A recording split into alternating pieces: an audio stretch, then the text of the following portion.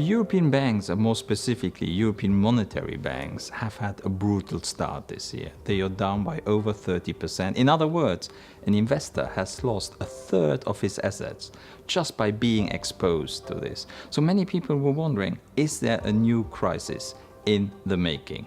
Now, if we add to this that the valuations of banks are actually less than 1 on a price to book value, so investors clearly say it's probably better to carve up those banks into individual parts than remain them as a going concern. The price to book today is only 0.5 times. In addition, two heavyweights, Credit Suisse and Deutsche Bank, they have been taken off from one of the major investment benchmarks, the Euro Stoxx 50, in recent days.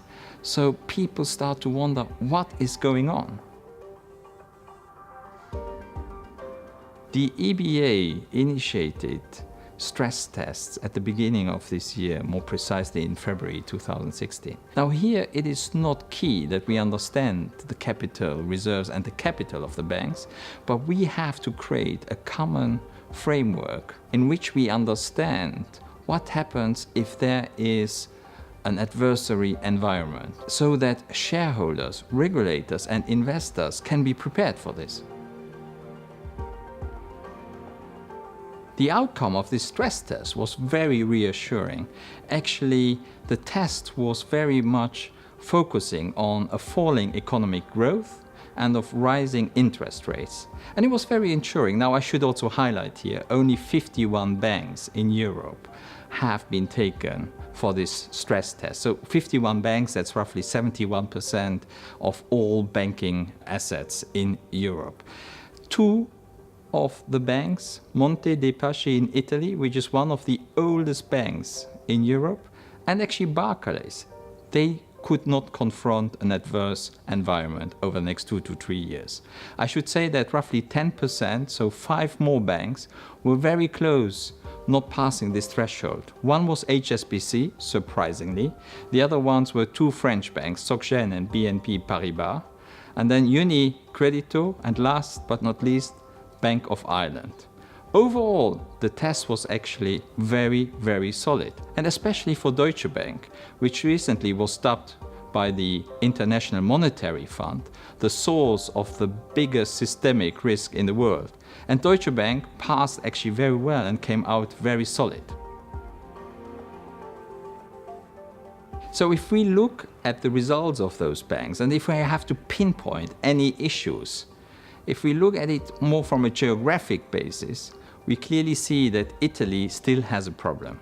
There are about 370 billion of non-performing loans. So some have already been absorbed by the balance sheet of the banks, but there's another 100 billion which need to be dealt with. Now 100 billion in a country which has a debt of over 2 trillion is only 5%, so Italy could easily deal with this.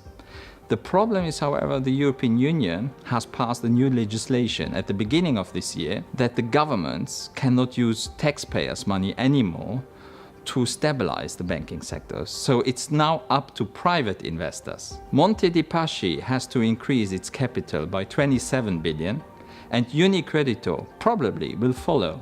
So you can really see that investors are not amused, and especially as Italian banks have dropped by over 50% year to date.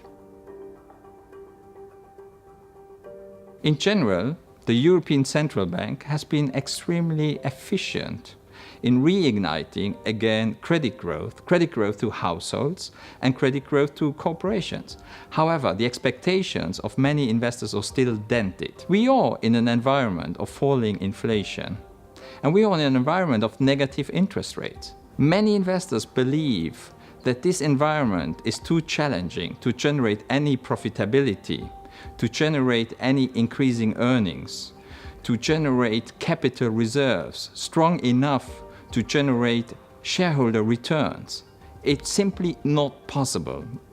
And when we see that actually the slope of yields is falling, that means that the profitability of banks will continue to fall as well. Our advice at Bil is that both the European Banking Authority and the European Central Bank has done their best to minimize any risk in the making. Now, we don't say here, please buy those banks because they are cheap. It might still be a bad investment because they might stay cheaper for longer. What we need to see very clearly is increasing inflation and a strengthening economic growth. These are the inflection points at which we could wholeheartedly recommend to our clients to buy the banks. Now, we do understand that some clients might not be very patient, so they have already parked their money in those banks. We understand that dividend yields and prices might come down further. So all what we can say to those investors, please remain patient.